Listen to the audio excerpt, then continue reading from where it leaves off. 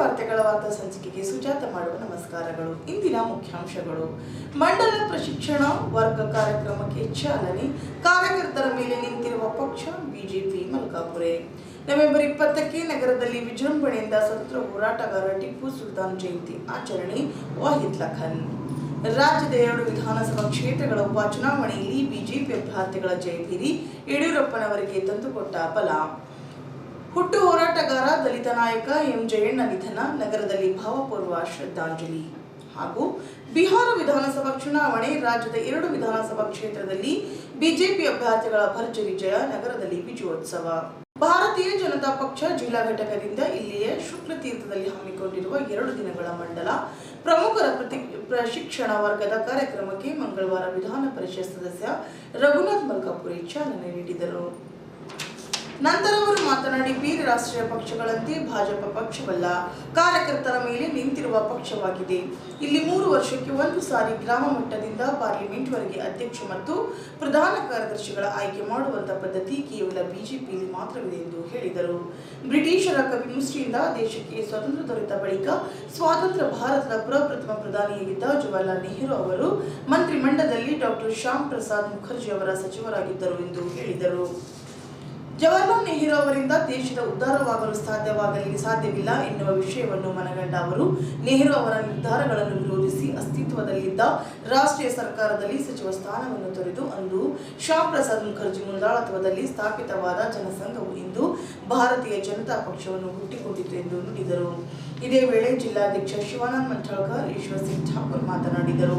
ವೇದಿಕೆ ಮೇಲೆ ನಗರಾಧ್ಯಕ್ಷ ಹನುಮಂತುಳ್ಳ, ಉಪಾಧ್ಯಕ್ಷ ನಾಗರಾಜ್, ಪ್ರಧಾನ ಕಾರ್ಯದರ್ಶಿ ಅಶೋಕ್ ಕೊಕ್ರಾಣಿ, ಮುಖಂಡರಾದ ಈಶ್ವರ್ ಸಿಂಗ್ ಠಾಕೂರ್, ಬಾಬು ವಾಲಿ, ಮಾಜಿ ಜಿಲ್ಲಾಧ್ಯಕ್ಷ ಶಿವರಾಜ್ ಗಂಗೆ, ವಿಜಯಕುಮಾರ್ ಪಾಟೀಲ್ ಗಾದ್ಗಿ ಸೇರಿದಂತೆ ಮುಂತಾದವರು ಉಪಸ್ಥಿತರಿದ್ದರು.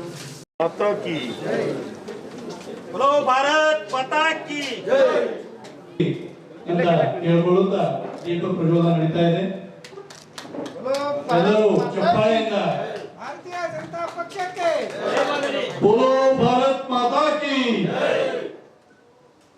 बोलो, भारतीय जनता पार्टी की बोलो, भारतीय जनता पार्टी के कार्यकर्ताओं की मातरम वंदे मातरम, कोटि कोटि कंठ कल कल निनाद करले कोटि. ಭಾರತೀಯ ಜನತಾ ಪಕ್ಷದ ಕಾರ್ಯಕರ್ತರ ಕಾರ್ಯ ಪದ್ಧತಿಯ ಪ್ರಮುಖ ಹಂತ. ಈ ತರ ಅಭ್ಯಾಸಗಳು ನಮ್ಮ ದೇಶದ ಬೇರೆ ಯಾವುದೇ ರಾಜಕೀಯ ಪಕ್ಷಗಳು ನಡೆಯಲ್ಲ. ಪ್ರತಿ 3 ವರ್ಷಕ್ಕೊಂದ್ಸಾರಿ ಪ್ರಜಾತಂತ್ರ ವ್ಯವಸ್ಥೆಯಲ್ಲಿ ಯಾವ ತರ 5 ವರ್ಷಕ್ಕೊಂದ್ಸಾರಿ ಪಾರ್ಲಿಮೆಂಟ್ಗೆ ಮತ್ತೆ ವಿಧಾನಸಭೆಗೆ ಅಂದ್ರೆ ಗ್ರಾಮ ಪಂಚಾಯತಿಯಿಂದ ಹಿಡ್ಕೊಂಡು ಪಾರ್ಲಿಮೆಂಟ್ ಅವರಿಗೆ ಏನು ಚುನಾವಣೆ ನಡೆಯಿತು, ಆ ತರ ಪ್ರಜಾತಂತ್ರ ವ್ಯವಸ್ಥೆಯನ್ನ ಪಕ್ಷದ ಆಂತರಿಕ ವಿಷಯದಲ್ಲಿ ಇರಬೇಕು ಅಂತ ಅಚಲವಾದ ನಂಬಿಕೆಯಿಂದ ಆ ಪದ್ಧತಿಯನ್ನು ನಡೆಸ್ಕೊಂಡು ಬರ್ತಿರ್ತಕ್ಕಂಥ ಏಕೈಕ ರಾಜಕೀಯ ಪಕ್ಷ ಅದು ಭಾರತೀಯ ಜನತಾ ಪಕ್ಷ. ತಮ್ಮೆಲ್ಲರೂ ಗೊತ್ತಿರಬೇಕು, ಪ್ರತಿ 3 ವರ್ಷಕ್ಕೊಂದ್ಸಾರಿ ಸಂವಿಧಾನಿಕವಾಗಿ ಹಿಂದೆ ನಮ್ಮ ಸ್ಥಾನಿಕ ಸಮಿತಿ ಅಂದ್ರೆ ಗ್ರಾಮಾಂತರದಲ್ಲಿ ಪಂಚಾಯತ್, ನಗರಗಳಲ್ಲಿ ವಾರ್ಡ್ ಆಗಿರ್ತಿತ್ತು. ಯಾಕಂದ್ರೆ ನಮ್ಮ ಶಕ್ತಿ ಕಮ್ಮಿ ಇತ್ತು. ನಮ್ಮ ಶಕ್ತಿ ವೃದ್ಧಿ ಆಯ್ತಾ ಇವತ್ತು ನಮ್ಮ ಸ್ಥಾನೀಯ ಸಮಿತಿ ಪ್ರತಿಯೊಂದು ಬೂತ್ ಮಟ್ಟದಲ್ಲಿ ಇಟ್ಕೊಂಡು ರಾಷ್ಟ್ರೀಯ ಅಧ್ಯಕ್ಷರವರೆಗೆ, ಬೂತಿನ ಸಂಚಾಲಕ ಹಿಡ್ಕೊಂಡು ರಾಷ್ಟ್ರೀಯ ಅಧ್ಯಕ್ಷರವರೆಗೆ ಪ್ರತಿ 3 ವರ್ಷಕ್ಕೊಂದ್ಸಾರಿ ಆಂತರಿಕ ಪ್ರಜಾತಂತ್ರ ವ್ಯವಸ್ಥೆಯಲ್ಲಿ ಅಧ್ಯಕ್ಷ ಮತ್ತು ಪದಾಧಿಕಾರಿ ನೇಮಕ ಆಗುವುದು ನಮ್ಮ ಪಕ್ಷದ ಹಿರಿಮೆಯ ವಿಷಯ ಅಂತ ನಾನು ಭಾವಿಸ್ತೇನೆ. ಈ ತರ ಪ್ರತಿ 3 ವರ್ಷಕ್ಕೊಂದ್ಸಾರಿ ಸಂಘಟನೆಯ ಪುನರ್ರಚನೆ ಆದ್ಮೇಲೆ ಆ ಹೊಸ ಟೋಳಿಗೆ ಮಂಡಲದಿಂದ ಹಿಡ್ಕೊಂಡು ರಾಷ್ಟ್ರ ಮಟ್ಟದವರೆಗೆ ಚುನಾಯಿತ ಪ್ರತಿನಿಧಿ ಸಹಿತವಾಗಿ ಈ ಅಭ್ಯಾಸ ನಮ್ಮ ಕಾರ್ಯ ಪದ್ಧತಿಯ ಒಂದು ಕಡ್ಡಾಯವಾದಂತಹ ಅಂಶ. ಆ ನಿಟ್ಟಿನಲ್ಲಿ ಇವತ್ತು ನಾವು ನಗರ ಮಂಡಲದ ಕಾರ್ಯಕರ್ತರಲ್ಲಿ ಸೇರಿದ್ವಿ.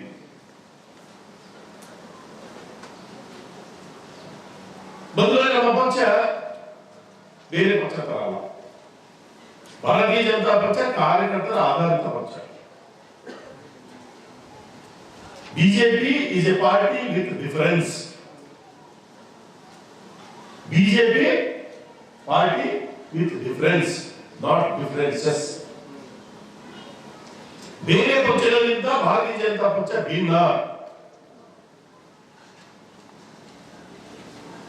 ಅದು ಪಕ್ಷದ ಆಂತರಿಕ ಸಂಘಟನೆ ವಿಷಯ ಇರ್ಬೋದು,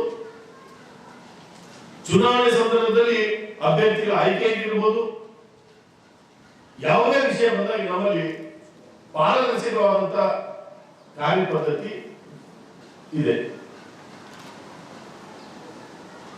ಮೊದಲು ನಮ್ಮ ಪಕ್ಷ ಪ್ರಾರಂಭ ಯಾಕಾಯ್ತು? ಭಾರತೀಯ ಜನತಾ ಪಕ್ಷ ಈ ದೇಶದಲ್ಲಿ ಪ್ರಾರಂಭ ಮಾಡಬೇಕಾದ ಒಂದು ಮುಖ್ಯ ಕಾರಣ ಇದೆ. 1947ರಲ್ಲಿ ಮಧ್ಯರಾತ್ರಿ 12 ಗಂಟೆಗೆ ನಮಗೆ ಆಗಸ್ಟ್ 15 ಅಂದ್ರೆ 14ರ ಮಧ್ಯರಾತ್ರಿ 12 ಗಂಟೆಗೆ ನಾವು ಸ್ವತಂತ್ರ ಸಿಕ್ತು. ಆಗ ದುರದೃಷ್ಟ ನಮ್ಮ ಸ್ವತಂತ್ರ ಪರಿಪಕ್ವ ಸಿಗಲಿಲ್ಲ. ದೇಶ ವಿಭಜನೆಯೊಂದಿಗೆ ನಮಗೆ ಸ್ವಾತಂತ್ರ್ಯ ಸಿಕ್ತು. ಸ್ವಾತಂತ್ರ್ಯ ಸಿಕ್ಕಿದ ತಕ್ಷಣ ದೇಶದಲ್ಲಿ ಪ್ರಥಮ ಬಾರಿಗೆ ರಾಷ್ಟ್ರೀಯ ಸರ್ಕಾರ ನಿರ್ಮಾಣ ಆಯಿತು. ಮಾನನೀಯ ಜವಾಹರಲಾಲ್ ನೆಹರು, ಪಂಡಿತ್ ಜವಾಹರಲಾಲ್ ನೆಹರು ನಮ್ಮ ದೇಶದ ಪ್ರಧಾನಿಯಾದರು. ಈ ರಾಷ್ಟ್ರೀಯ ಸರ್ಕಾರದಲ್ಲಿ ನ್ಯಾಷನಲ್ ಗವರ್ಮೆಂಟ್, ಈ ರಾಷ್ಟ್ರೀಯ ಸರ್ಕಾರದಲ್ಲಿ ಹಿಂದೂ ಮಹಾಸಭಾದ ಪ್ರತಿನಿಧಿಯಾಗಿ ಡಾಕ್ಟರ್ ಶ್ಯಾಮಾ ಪ್ರಕಾಶ್ ಮುಖರ್ಜಿ ಅವರು ಆ ಮಂತ್ರಿ ಮಂಡಲದಲ್ಲಿ ಮಂತ್ರಿ ಕೂಡ ಆದರು. ಸರ್ಕಾರ ರಚನೆ ಆಯಿತು, ದೇಶ ಸ್ವತಂತ್ರ ಆಯಿತು. ನಮ್ಮ ದೇಶದಲ್ಲಿ ಮತ್ತೊಂದು ಸ್ವತಂತ್ರ ದೇಶ ಆಯಿತು. ಯಾವುದು? ಜಮ್ಮು ಕಾಶ್ಮೀರ. ದೇಶ ವಿಭಜನೆ ಆಗಿದ್ರೆ ದುರಂತ ಆಗಿದ್ರೆ ದೇಶ ಸ್ವತಂತ್ರ. ಗಂಧಿಯವರಿಗೆ ಅವಕಾಶ ಮಾಡ್ರಿ ಅಧ್ಯಕ್ಷ. ಮಲ್ಕಾಪುರಜಿಯವರು ತಿಳಿಸಿದ್ದಾರೆ. 2 ದಿನಗಳ ಅವಧಿಯಲ್ಲಿ ನಾವು ಸಾಕಷ್ಟು ವಿಷಯಗಳು, ಪಕ್ಷದ ಸಿದ್ಧಾಂತ, ಪದ್ಧತಿ, ಪಕ್ಷದಲ್ಲಿ ನಾವು ನಡೆದುಕೊಳ್ಳುವ ರೀತಿ, ಶಿಸ್ತು, ಇವೆಲ್ಲರ ಸಮಯ ಪಾಲನೆ, ಇವೆಲ್ಲದರ ಬಗ್ಗೆ ಸಾಕಷ್ಟು ಒಂದು ಅನುಭವವನ್ನು ಪಡೆಯುವಂಥ ಒಂದು ಈ ಸಂದರ್ಭ. ಬಹಳಷ್ಟು ಜನರು ಪ್ರಥಮ ಬಾರಿಗೆ ಅಭ್ಯಾಸ ವರ್ಗದ ಒಂದು ಅಪೇಕ್ಷಿತರಾಗಿ ಬಂದಿದ್ರಿ. ಭಾರತೀಯ ಜನತಾ ಪಕ್ಷ ಯಾವ ರೀತಿ ಶಿಸ್ತುಬದ್ಧವಾಗಿ ನಡ್ಕೊಂಡು ಹೋಗ್ತಾ ಇರ್ತದೆ ಅನ್ನೋದಕ್ಕೆ ಒಂದು ಉದಾಹರಣೆ ಇದಾಗಿತ್ತು. ಯಾವುದೇ ಪಕ್ಷದಲ್ಲಿ ಆಗದೇ ಇರುವಂಥ ಪ್ರಶಿಕ್ಷಣ ವರ್ಗ, ಕಾರ್ಯಾಗಾರಗಳು ನಮಗೆ ನಡೀತಾ ಇರ್ತವೆ. ಆ ನಿಟ್ಟಿನಲ್ಲಿ 2 ದಿವಸದ ಅವಧಿಯನ್ನು ತಾವೆಲ್ಲ ಒಬ್ಬ ಒಳ್ಳೆಯ ಕಾರ್ಯಕರ್ತನಾಗಿ ಹೊರಹೊಮ್ಮಲಿಕ್ಕೆ ಒಂದು ಒಳ್ಳೆಯ ಅವಕಾಶ ಇದೆ. 10 ವಿಷಯಗಳ ಬಗ್ಗೆ ನಮ್ಮ ವಿಷಯ ಪ್ರಮುಖರು ತಮ್ಮೆಲ್ಲರಿಗೂ ಸಾಕಷ್ಟು ವಿಷಯಗಳ ಅಧ್ಯಯನ ಮಾಡಿ ತಮ್ಮೆಲ್ಲರಿಗೂ ತಿಳಿಸೋರಿದ್ದಾರೆ. ಅದೆಲ್ಲವನ್ನು ತಾವು ಯಾರು ಕೂಡ ಯಾವುದೇ ವಿಷಯದ ಅವಧಿಗೆ ತಪ್ಪಿಸಿಕೊಳ್ಳದೆ ನಗರದಲ್ಲಿ ನವೆಂಬರ್ 10 ಮಂಗಳವಾರದಂದು ಮುಸ್ಲಿಂ ಹ್ಯೂಮನ್ ರೈಟ್ ಅಸೋಸಿಯೇಷನ್ ಜಿಲ್ಲಾ ಘಟಕದಿಂದ ಟಿಪ್ಪು ಸುಲ್ತಾನ್ ಜಯಂತಿಯನ್ನು ಆಚರಿಸಿದರು. ಈ ಸಂದರ್ಭದಲ್ಲಿ ದಲಿತ ಸಂಘರ್ಷ ಸಮಿತಿ ಮುಖಂಡ ಅರುಣ್ ಪಾಟೀಲ್ ಮಾತನಾಡಿ, ಡಾಕ್ಟರ್ ಬಾಬಾ ಸಾಹೇಬ್ ಅಂಬೇಡ್ಕರ್ ಅವರು ದೇಶಕ್ಕೆ ನೀಡಿರುವ ಸಂವಿಧಾನ ಅಪಾಯದಲ್ಲಿದೆ, ಅದನ್ನು ಸಂರಕ್ಷಿಸುವುದು ನಮ್ಮೆಲ್ಲರ ಜವಾಬ್ದಾರಿಯಾಗಿದೆ ಎಂದು ನುಡಿದರು. ಸಂವಿಧಾನ ಶಿಲ್ಪಿ ಅಂಬೇಡ್ಕರ್ ಅವರು ಯಾವುದೇ ಒಂದು ಜಾತಿಗೆ ಸೀಮಿತವಾಗದೆ ಎಲ್ಲ ವರ್ಗದ ಜನರ ಏಳಿಗೆಗಾಗಿ ಶ್ರಮಪಟ್ಟವರು. ಅವರು ನೀಡಿರುವ ಸಂವಿಧಾನ ಹೆಸರಿನ ಮೇಲೆ ಅನೇಕರು ರಾಜಕೀಯದಲ್ಲಿ ಮತ್ತು ಸರ್ಕಾರ ಹುದ್ದೆಗಳಲ್ಲಿ ಉನ್ನತ ಸ್ಥಾನ ಪಡೆಯಲು ಸಾಧ್ಯವಾಗಿದೆ ಎಂದರು. ವಾಹಿದ್ ಲಖನ್ ಮಾತನಾಡಿ, ದೇಶಕ್ಕಾಗಿ ತಮ್ಮ ಪ್ರಾಣ ಬಲಿದಾನಗೈದ ಟಿಪ್ಪು ಸುಲ್ತಾನ್ ಜಯಂತಿ ಆಚರಣೆಗೆ ಸರ್ಕಾರ ಅವಕಾಶ ನೀಡಲು ನಿರಾಕರಿಸಿ ಇಸ್ಲಾಂ ಸಮುದಾಯಕ್ಕೆ ಭಾರಿ ಅನ್ಯಾಯ ಮಾಡಿದೆ ಎಂದು ದೂರಿದರು. ಬರುವ ನವೆಂಬರ್ 20ರಂದು ನಗರದಲ್ಲಿ ಪ್ರತಿ ವರ್ಷದಂತೆ ಈ ವರ್ಷವೂ ಕೂಡ ಅದ್ದೂರಿಯಾಗಿ ಆಚರಿಸಲಾಗುವುದು. ಜಿಲ್ಲಾಡಳಿತ ಪರವಾನಗಿ ನೀಡಲಿ ಅಥವಾ ನಿರಾಕರಿಸಲಿ, ಆದರೂ ಸಹ ನಾವು ವಿಜೃಂಭಣೆಯಿಂದ ಟಿಪ್ಪು ಸುಲ್ತಾನ್ ಜಯಂತಿ ಆಚರಿಸುವುದು ಖಚಿತವಾಗಿದೆ ಎಂದು ಹೇಳಿದರು. ರಾಜ್ಯದಲ್ಲಿ ಸಿದ್ದರಾಮಯ್ಯ ನೇತೃತ್ವದ ಕಾಂಗ್ರೆಸ್ ಸರ್ಕಾರದ ಅವಧಿಯಲ್ಲಿ ಸ್ವತಂತ್ರ ಹೋರಾಟಗಾರರಾಗಿದ್ದ ಟಿಪ್ಪು ಸುಲ್ತಾನ್ ಜಯಂತಿ ಸರ್ಕಾರದಿಂದಲೇ ಆಚರಿಸಲು ಘೋಷಣೆ ಮಾಡಿದರು. ನಂತರ ಪ್ರತಿಪಕ್ಷಗಳಾದ ಬಿಜೆಪಿ ಮತ್ತು ಹಿಂದೂ ಪರ ಸಂಘಟನೆಗಳ ಒತ್ತಡಕ್ಕೆ ಮಣಿದು ಸಿದ್ದರಾಮಯ್ಯ ಇಂದು ಒಂದು ಮಾತನಾಡದೆ ಮೌನ ವಹಿಸುವುದರ ಮೂಲಕ ಮುಸ್ಲಿಂ ಸಮುದಾಯದೊಂದಿಗೆ ಚೆಲ್ಲಾಟವಾಡಿದ್ದಾರೆಂದು ಆಕ್ರೋಶ ವ್ಯಕ್ತಪಡಿಸಿದರು. ಇದೇ ವೇಳೆ ಇನ್ನೋರ್ವರು ಮಾತನಾಡಿ, ಹಜರತ್ ಟಿಪ್ಪು ಸುಲ್ತಾನ್ ಅಪ್ಪಟ ದೇಶಭಕ್ತರಾಗಿದ್ದು ದೇವರ ಮೇಲೆ ಅಪಾರ ನಂಬಿಕೆ ಹೊಂದಿದ್ದರು. ಇಸ್ಲಾಂ ಧರ್ಮಕ್ಕೆ ಅವರು ನೀಡಿರುವ ಕೊಡುಗೆ ಅಸ್ಮರಣೀಯವಾಗಿದೆ ಎಂದು ಹೇಳಿದರು.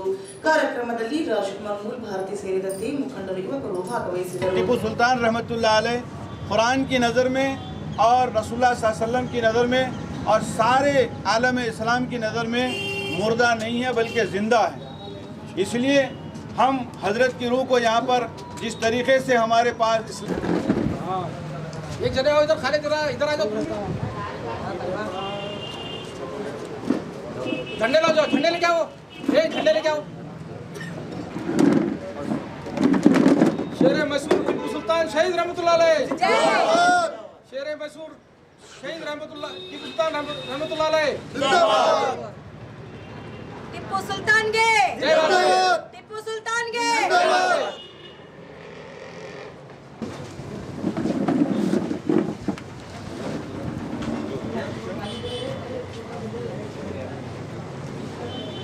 बाबा बाबा नरसिंहराव बर्री यार लेकिन किसानों के लिए काम करें, मुस्लिमों के लिए काम करें, दलितों के लिए काम करें, हर लोगों के लिए काम करें। और ना हिंदू ना मुसलमान दोनों अपने दिल में खाली भाई बिरादर के ख्वाहिश रखते हुए काम करते थे। लेकिन यहाँ के कुछ टाइम मन उसके आजू बाजू में बम्मन लोग तो उसको राजा कोई भी रंग दो, लेकिन बम्मन उसके मंत्री रहता था, जो मन जो बोलता है वही करता। इसलिए आज हम बहुत सोच समझ कर काम करना है। बाबा साहब अम्बेडकर संविधान में और दिलों में इस देश की मोहब्बत और इसकी इंतहाई जो है चाहत रखने वाले मेरे नौजवान भाइयों, आज हमारे लिए बड़ी ही खुशी की बात है कि आज हज़रत टिप्पू सुल्तान शहीद रहमतुल्लाह अलैह का यौम विलादत हम लोग यहाँ पर मना रहे हैं। हालांकि इस्लाम जो है इस बात की इजाज़त नहीं देता कि हम किसी की विलादत मनाएं या किसी का जश्न विलादत मनाएं या उस तरीक़े से जो हम केक काट कर जिस तरीक़े से आम लोग जो है काम करते हैं इस तरीक़े की हमको इजाज़त नहीं देता। लेकिन हज़रत टिप्पू सुल्तान रहमतुल्लाह अलैह की शख्सियत और आपकी जो सल्तनत और हुकूमत थी वो ज़िंदा दिल हुकूमत थी। और हज़रत टिप्पू सुल्तान शहीद रहमतुल्लाह अलैह ये एक ज़िंदा दिल वली थे, अल्लाह के ख़ास वली थे, अल्लाह के दोस्त थे और इनके पीछे ऊपर वाले का साथ था, ऊपर वाले की इनके पीछे मदद थी। अफरोज़ आज के इस अज़ीमुश्शान जलसा जश्न यौम पैदाइश हज़रत टिप्पू सुल्तान शहीद रहमतुल्लाह अलैह के सीरत तय्यबा यानी आपकी ज़िंदगी और आपकी पैदाइश का दिन है आज। जैसा हमारे मुफ्ती साहब ने कहा कि पैदाइश का दिन नहीं मनाना चाहिए, मैं ये कहना चाहता हूँ कि हमारे बुज़ुर्गों की सीरत को बयान करना चाहिए और हमारे बुज़ुर्गों की ज़िंदगी के हालात हमें मालूम होना चाहिए कि अल्लाह वालों ने और हमारे बुज़ुर्गों ने कैसी ज़िंदगी गुजारी है और हमारे बड़ों ने अपना ज़िंदगी का कैसा रूल दुनिया को देकर गया है, ताकि हमारे बुज़ुर्गों की सीरत हमारे सामने मालूम होगी तो हमारे बच्चों के अंदर और हमारे अंदर भी वही सीरत और वही तरीक़ा और वही ज़िंदगी गुजारने का सलीक़ा हमारे ज़िंदगी के अंदर आएगा। तो मैं आज के इस अज़ीमुश्शान जलसा जश्न जो हज़रत टिप्पू सुल्तान शहीद रहमतुल्लाह अलैह थे और मेरे साथ में यहाँ पर आए हुए तमाम जो मेरे साथ हर हमेशा कंधे कंधा लगा के चलने वाले मेरे दलित भाइयों का मैं तहे दिल से शुक्रगुजार हूँ, शुक्रिया अदा करता हूँ।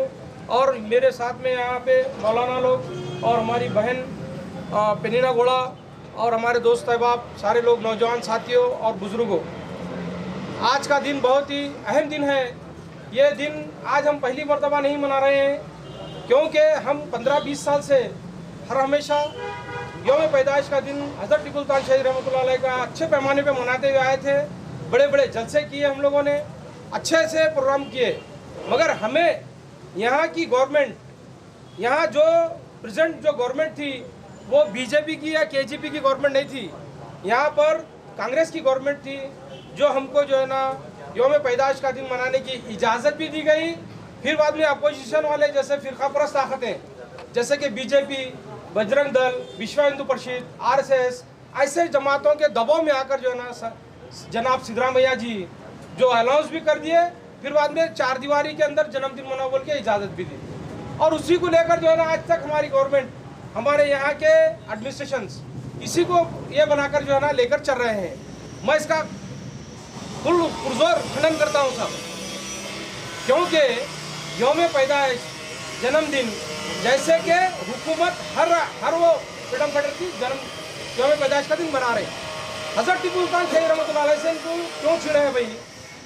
ये फिरका परस्ती का सबूत दे रहे लोग। हम ये फिरका परस्ती के सबूत को मिटाने का काम करेंगे आने वाले दिनों में। जैसे कि हमारे मोल भाती साहब बोले, आज ही ऐलान करना 20 नवंबर को बड़े पैमाने पे जलसा करना है बीदर शहर में ही। प्लेस हम बाद में बताएंगे।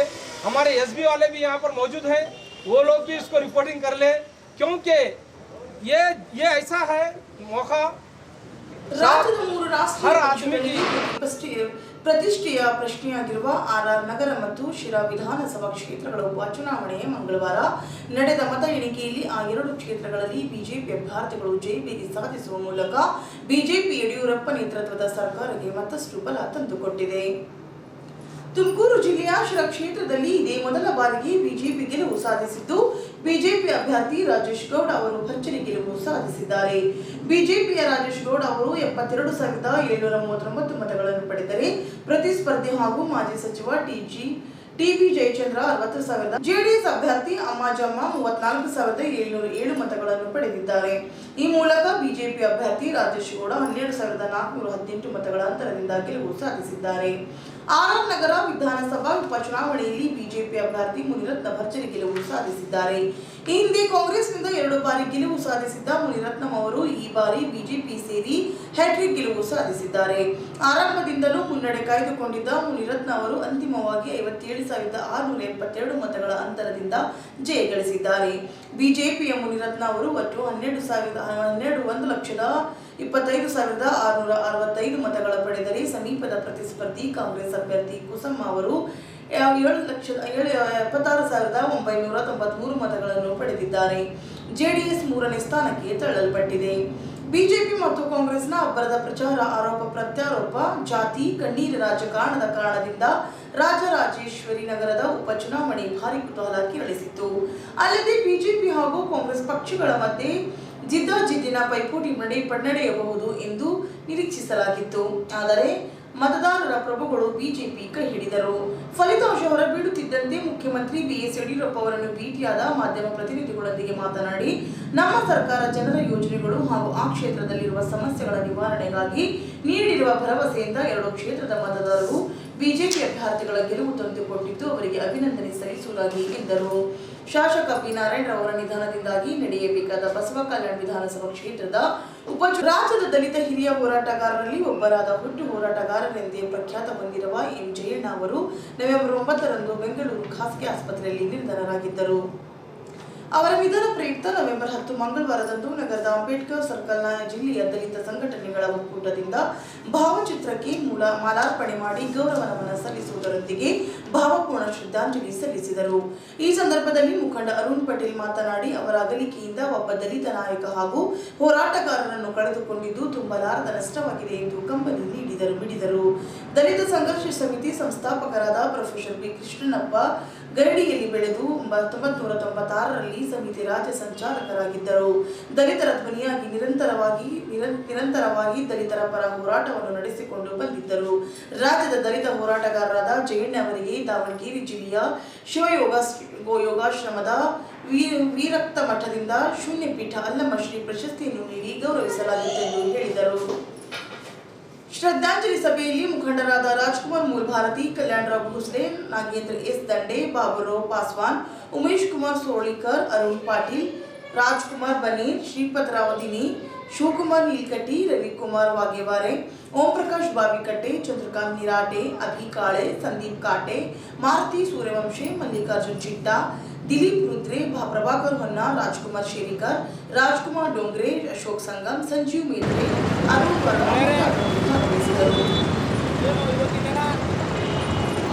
ಕರ್ನಾಟಕ ರಾಜ್ಯದ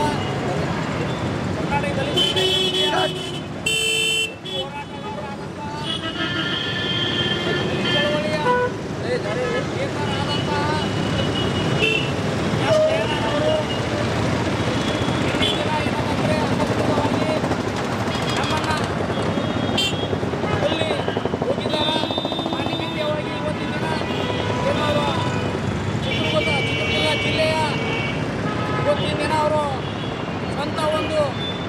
ಜಿಲ್ಲೆಯಲ್ಲಿ ಅವರ ಇವತ್ತು ಅಂತ್ಯಕ್ರಿಯೆಯನ್ನು ನಡೀತಾ ಇದೆ. ಹಾಗಾಗಿ ಅವರ ಒಂದು ಆತ್ಮಕ್ಕೆ ಶಾಂತಿಯ ಒಂದು ನಿಮಿತ್ತವನ್ನು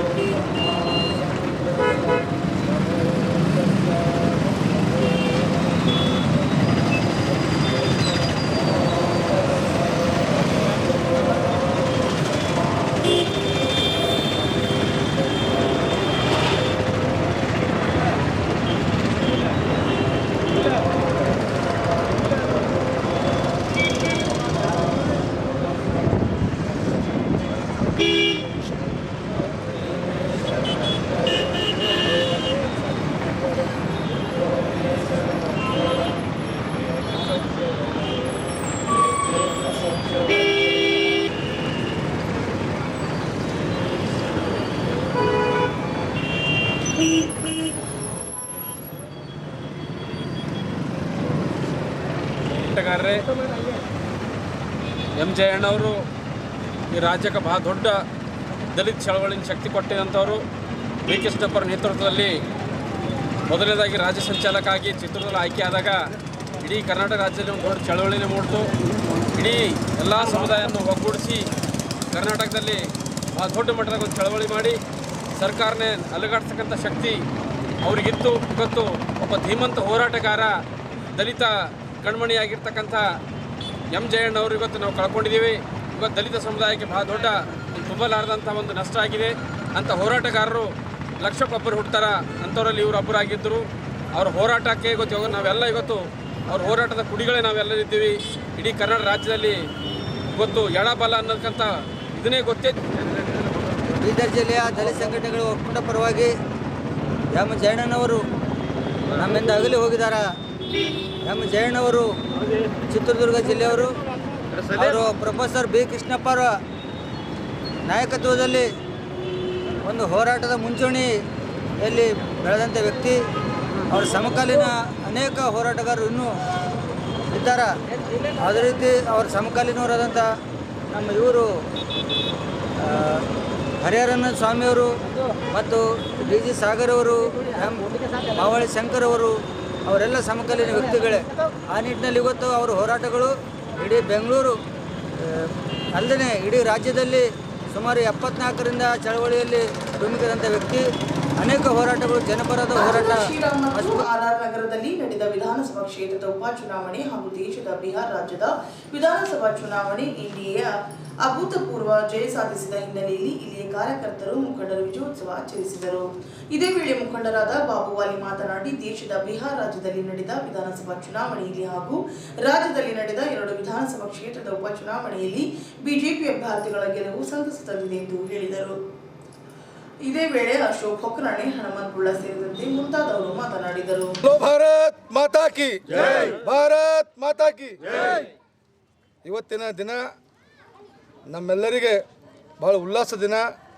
ದೇಶದಲ್ಲಿ ಹೆಮ್ಮೆಯ ಪ್ರಧಾನಿ, ನಮ್ಮ ನೆಚ್ಚಿನ ಪ್ರಧಾನಿ ನರೇಂದ್ರ ಮೋದಿಯವರ ನೇತೃತ್ವದಲ್ಲಿ ಬಿಹಾರ್ನಲ್ಲಾಗಲಿ, ನಮ್ಮ ಕರ್ನಾಟಕದಲ್ಲಿ ಸನ್ಮಾನ್ಯ ಮುಖ್ಯಮಂತ್ರಿಗಳಾಗಿರ್ತಕ್ಕಂಥ BS ಯಡಿಯೂರಪ್ಪನವರು, ನಮ್ಮ ರಾಜ್ಯದ ಸನ್ಮಾನ್ಯ ಅಧ್ಯಕ್ಷ ಅಂತ ನಳಿನ್ ಕುಮಾರ್ ಕಟೀಲ್ ಅವರ ನೇತೃತ್ವದಲ್ಲಿ ಇವತ್ತು ಕರ್ನಾಟಕ ತುಂಬ ಒಂದು ಉತ್ಸಾಹದ ವಾತಾವರಣ ನಿರ್ಮಾಣ ಆಗಿದೆ. ಆ ಉತ್ಸಾಹದ ವಾತಾವರಣ ಇವತ್ತು KR ಪೇಟೆಯಿಂದ ನಮ್ಮ ರಾಜ್ಯದ ಉಪಾಧ್ಯಕ್ಷರಾಗಿರ್ತಕ್ಕಂಥ ಸನ್ಮಾನ್ಯ ವಿಜೇಂದ್ರ ಅವರ ನೇತೃತ್ವದಲ್ಲಿ KR ಪೇಟೆಯಿಂದ ಪ್ರಾರಂಭವಾಗಿರ್ತಕ್ಕಂಥ ದಿಗ್ವಿಜಯ, ಆ ವಿಜಯದ ಉತ್ಸವ ಶಿರಾ ಆಗೋಯಿತು. ಶಿರಾದಲ್ಲಿ ಗೆಲುವನ್ನು ಸಾಧಿಸಿ ಇವತ್ತು ಶಿರಾ ಕಮಲಮಯವಾಗಿದೆ. ಎಲ್ಲಿ BJP ಗೆಲ್ಲಲ್ಲ ಅಂತಿರು, ಅದು KR ಪೇಟೆ ಇರ್ಬೋದು, ಶಿರಾ ಇರ್ಬೋದು. ಆ ವಿಜಯ ಯಾತ್ರೆ ಬರ್ತಕ್ಕಂಥ ದಿನಗಳಲ್ಲಿ ಕಲ್ಯಾಣ ನಾಡಿನ ಬಸವ ಕಲ್ಯಾಣದ ಉಪಚುನಾವಣೆಯಲ್ಲಿ ಆ ದಿಗ್ವಿಜಯದ ರಥ ಇವತ್ತು 13ನೇ ತಾರೀಕು ಮತ್ತು ಬೀದರ್ಗೆ ಬರ್ತಾ ಇದ್ದಾರೆ. ನಮ್ಮ ಈ ರಾಜ್ಯದ ಉಪಾಧ್ಯಕ್ಷರಂತ ವಿಜೇಂದ್ರವರು ಬಸವ ಕಲ್ಯಾಣ ಮುಂದಿನ ಕಮಲ ಅರಳೋದು ಎಲ್ಲಿ ಅಂದರೆ ಬಸವ ಕಲ್ಯಾಣದಲ್ಲಿ. ಆ ಉತ್ಸಾಹ ಇವತ್ತು ನಾವೆಲ್ಲರ ಮಧ್ಯೆ ಇವತ್ತು ಬೀದರ್ನಾಗ ಇರ್ತಕ್ಕಂಥ ನಮ್ಮ ಅಭ್ಯಾಸ ವರ್ಗದ ನಂತರ ಇಡೀ ನಮ್ಮ ಪಕ್ಷದ ಪ್ರಮುಖ ಕಾರ್ಯಕರ್ತರು ನಾವು ಈ ವಿಜಯೋತ್ಸವವನ್ನು ಆಚರಿಸಿದೆವು. ವೆಲ್ಕಮ್ ಟು ಬಸವ ಕಲ್ಯಾಣ ನಾಡು. ವಿಜಯೇಂದ್ರ ಅವರಿಗೆ ವಿಜಯೋತ್ಸವದ ಮತ್ತೊಂದು ಪರ್ವವನ್ನು ಮಾಡಲು ಕೈ ಬೀಸಿ ಕರಿತಾ ಇರ್ತೇವೆ ಅಂತೇಳಿ ಈ ಸಂದರ್ಭದಲ್ಲಿ ಹೇಳ್ತಾ, ವೆಲ್ಕಮ್ ಟು ಬಸವ ಕಲ್ಯಾಣ ಅಂತ ಹೇಳಿ ನನ್ನ ಮಾತನ್ನು ಮುಗಿಸ್ತೀನಿ. ಬೋಲೋ ಭಾರತ್ ಮಾತಾ ಕಿ ಸನ್ಮಾನ್ಯ BS ಯಡಿಯೂರಪ್ಪನವರಿಗೆ, ವಿನಯ್ ಕುಮಾರ್ ಕಟೀಲ್ ಅವರಿಗೆ ಮಾತಾ ಕಿ ಜೈ. ಇವತ್ತು ಹಿಂಗೆ ಬೆಳೆಸೋದಿರ್ತದೆ ಭಾರತೀಯ ಜನತಾ ಪಕ್ಷದ ನಮಗೆಲ್ಲ ಅಭ್ಯಾಸವರ್ಗದ ನಿಮಿತ್ತವಾಗಿ ಅಭ್ಯಾಸವರ್ಗ ಸ್ಥಳ ಸುಖತೀರ್ಥದಲ್ಲಿ ನಡೆಯಿತು. ಈ ಸುಖತೀರ್ಥದಲ್ಲಿ ದೇವರ ಪವಿತ್ರಾರ್ಥದಲ್ಲಿ ಬಂದಿದ್ದ ಇವತ್ತು ಇಡೀ ಕರ್ನಾಟಕದಲ್ಲಿ, ಇಡೀ ದೇಶದಲ್ಲಿ, ಬಿಹಾರದಲ್ಲಿ ಮತ್ತು ಕರ್ನಾಟಕದಲ್ಲಿ ಬರುವ ಚುನಾವಣೆಯನ್ನು ಗೆದ್ದಿ ಸಾಧಿಸಿ ತೋರಿಸಿದಂಥ BS ಯಡಿಯೂರಪ್ಪನವರು, ಅದೇ ರೀತಿಯಾಗಿ ಅವರ ಸುಪುತ್ರರಾದ ವಿಜೇಂದ್ರ ಅವರು ಏನು ಗೆಲ್ಲಿಸಿ ಪಕ್ಷವನ್ನು ಕಟ್ಟಿ ಬೆಳೆಸಿದಂಥ BS ಯಡಿಯೂರಪ್ಪನವರು, ರಾಜ್ಯಾಧ್ಯಕ್ಷ ನಿತಿನ್ ಕಟೀಲ್ ಅವರಿಗೆ ಹಾಗೂ ಪ್ರಧಾನಮಂತ್ರಿ ನರೇಂದ್ರ ಮೋದಿ ಅವರಿಗೆ ಅಭಿನಂದನೆಗಳನ್ನು ಸಲ್ಲಿಸ್ತೇನೆ. ಅದೇ ರೀತಿ ಮುಂದೆ ಬರೋ ದಿನಗಳಲ್ಲಿ ಒಂದು ಕ್ಲಿಪ್ ಹಾಕೋ. ಇಡೀ ದೇಶದಲ್ಲಿ ನರೇಂದ್ರ ಮೋದಿಯವರ ಒಂದು ಆಡಳಿತವನ್ನು ಮೆಚ್ಚಿ ಎತ್ತ ನೋಡಿದಡತ್ತ ಇವತ್ತು BJP ಮಯ. ಇಡೀ ರಾಷ್ಟ್ರದ ಕೇಂದ್ರ ಬಿಂದು ಆಗಿರುವಂಥ ಇವತ್ತು ಬಿಹಾರ ಚುನಾವಣೆ ಇವತ್ತು ಉದಾಹರಣೆ. ಕಾಂಗ್ರೆಸ್ ಪಕ್ಷದವರು ಈಗಲಾದರೂ ಪಾಠವನ್ನು ಕಲಿತು ಏನು ರಾಹುಲ್ ಗಾಂಧಿಯವರು ಒಂದು ಹುಡುಗನ ಥರ ವರ್ತನೆಯನ್ನು ಮಾಡ್ತಾರೆ, ಇವಾಗಲಾದರೂ ಸುಧಾರಿಸ್ಕೊಳ್ಬೇಕು ಅಂತ ಜನ ಈಗಾಗಲೇ ಉತ್ತರವನ್ನು ಕೊಟ್ಟಿದ್ದಾರೆ. ಇನ್ನು ಮುಂದೆ BJP ಸರ್ಕಾರ ಒಂದು ರಾಷ್ಟ್ರದ ಅಭಿವೃದ್ಧಿಗೋಸ್ಕರ ತರುವಂಥ ಯೋಜನೆ ತಮ್ಮ ಸಹಕಾರ ಏನಾದರೂ ನೀಡಬೇಕು ಅನ್ನೋಂಥೇಳಿ ಜನ ಕೊಟ್ಟಿರುವಂಥ ತೀರ್ಪೇ ನಿಮಗೆ ಇವತ್ತು ಉದಾಹರಣೆ. ಇವತ್ತು ಕರ್ನಾಟಕದಲ್ಲಿ KR ಪಾಟೀಲ್ ಇರ್ಬೋದು, ಶೀರಾ ಇರ್ಬೋದು, ಪ್ರಥಮ ಬಾರಿಗೆ ಇವತ್ತು ಚುನಾವಣೆ ಗೆದ್ದುವಂಥದ್ದು ಇವತ್ತು ಕಾಂಗ್ರೆಸ್ನವರಿಗೆ ತಕ್ಕ ಪಾಠವನ್ನು ಕಲಿಸಿದ್ದಾರೆ. ಏನು ತಾವು ಬುಡ್ಬುಡಿಕೆ ಥರ ಆಟ ಆಡ್ತಾಯಿದ್ರಿ, ಜನರಿಗೆ ಸುಳ್ಳು ಹೇಳೇನು ತಾವು ಆಟವನ್ನು ಆಡ್ತಾಯಿದ್ರಿ, ಇವತ್ತು ಜನರು ಸಂಪೂರ್ಣ ತೀರ್ಮಾನವನ್ನು ಕೊಟ್ಟಿದ್ದಾರೆ. ಇವತ್ತು BJP ಸರ್ಕಾರದ ಅಭಿವೃದ್ಧಿಯನ್ನು ಮೆಚ್ಚಿ, ನಮ್ಮ ಯಡಿಯೂರಪ್ಪನವರ ಅಭಿವೃದ್ಧಿಯನ್ನು ಮೆಚ್ಚಿ, ನಳಿನ್ ಕುಮಾರ್ ಕಟೀಲ್ ಅವರ ಅಧ್ಯಕ್ಷತೆಯನ್ನು ಮೆಚ್ಚಿ ಇವತ್ತು ಜನರು ತೀರ್ಪನ್ನು ಕೊಟ್ಟಿದ್ದಾರೆ. ಅದು ತುಂಬ ಹರ್ಷದಿಂದ ಇವತ್ತು ನಮ್ಮ ಕಾರ್ಯಕರ್ತರು ಸಿಹಿ ಹಂಚೋದ್ರ ಮೂಲಕ ಆಚರಣೆ ಮಾಡಿದ್ದಾರೆ. ಇನ್ನು ಮುಂದೆ ಕೂಡ ಬರುವಂಥದ್ದಲ್ಲಿ ಎಲ್ಲ ಬೀದರ್ ಜಿಲ್ಲಾ ಅಭಿವೃದ್ಧಿ ಸಮನ್ವಯ ಮತ್ತು ಮಾನಿಟರಿಂಗ್ ಸಮಿತಿಯ ಸಭೆಗೆ ಪ್ರಗತಿ ವರದಿಯನ್ನು ನವೆಂಬರ್ 13ರೊಳಗೆ ಯೋಜನಾ ನಿರ್ದೇಶಕರು DRDA ಜಿಲ್ಲಾ ಪಂಚಾಯತ್ ಬೀದರ್ ಇವರಿಗೆ ಸಲ್ಲಿಸಲು ಮತ್ತು ನವೆಂಬರ್ 17ರ ಬೆಳಗ್ಗೆ 11 ಗಂಟೆಗೆ ಜಿಲ್ಲಾ ಪಂಚಾಯತ್ ಕಚೇರಿ ನಡೆಯುವ ಸಭೆಗೆ ಖುದ್ದಾಗಿ ಹಾಜರಾಗಬೇಕೆಂದು ಜಿಲ್ಲಾಧಿಕಾರಿಗಳು ಹಾಗೂ ಬೀದರ್ ಜಿಲ್ಲಾ ಅಭಿವೃದ್ಧಿ ಸಮನ್ವಯ ಮತ್ತು ಉಸ್ತುವಾರಿ ಸಮಿತಿಯ ಸದಸ್ಯ ಕಾರ್ಯದರ್ಶಿಗಳಾದ ರಾಮಚಂದ್ರನ್ ಆರ್ ಅವರು ಪ್ರಕಟಣೆಯಲ್ಲಿ ತಿಳಿಸಿದ್ದಾರೆ. ಕೊನೆಯಲ್ಲಿ ಮತ್ತೊಮ್ಮೆ ಮುಖ್ಯಾಂಶಗಳು. ಮಂಡಲ ಪ್ರಶಿಕ್ಷಣ ವರ್ಗ ಕಾರ್ಯಕ್ರಮಕ್ಕೆ ಚಾಲನೆ, ಕಾರ್ಯಕರ್ತರ ಮೇಲೆ ನಿಂತಿರುವ ಪಕ್ಷ BJP ಮಲ್ಕಾಪುರೆ. ನವೆಂಬರ್ 20ಕ್ಕೆ ನಗರದಲ್ಲಿ ವಿಜೃಂಭಣೆಯಿಂದ ಸ್ವತಂತ್ರ ಹೋರಾಟಗಾರ ಟಿಪ್ಪು ಸುಲ್ತಾನ್ ಜಯಂತಿ ಆಚರಣೆ. ವಾಹಿದ್ ಲಖನ್. ರಾಜ್ಯದ 2 ವಿಧಾನಸಭಾ ಕ್ಷೇತ್ರಗಳ ಉಪಚುನಾವಣೆಯಲ್ಲಿ BJP ಅಭ್ಯರ್ಥಿಗಳ ಜಯಭೇರಿ, ಯಡಿಯೂರಪ್ಪನವರಿಗೆ ತಂದುಕೊಟ್ಟ ಬಲ. ಹುಟ್ಟು ಹೋರಾಟಗಾರ ದಲಿತ ನಾಯಕ ಎಂ ಜಯಣ್ಣ ನಿಧನ, ನಗರದಲ್ಲಿ ಭಾವಪೂರ್ಣ ಶ್ರದ್ಧಾಂಜಲಿ. ಹಾಗೂ ಬಿಹಾರ ವಿಧಾನಸಭಾ ಚುನಾವಣೆ, ರಾಜ್ಯದ 2 ವಿಧಾನಸಭಾ ಕ್ಷೇತ್ರದಲ್ಲಿ BJP ಅಭ್ಯರ್ಥಿಗಳ ಭರ್ಜರಿ ಜಯ, ನಗರದಲ್ಲಿ ವಿಜಯೋತ್ಸವ. ಇದರೊಂದಿಗೆ ನಮ್ಮ ಈ ವಾರ್ತಾ ಪ್ರಸಾರ ಮುಕ್ತಾಯವಾಯಿತು. ಮುಂದಿನ ವಾರ್ತೆಗಳೊಂದಿಗೆ ಮತ್ತೆ ಭೇಟಿಯಾಗೋಣ. ವಂದನೆಗಳು.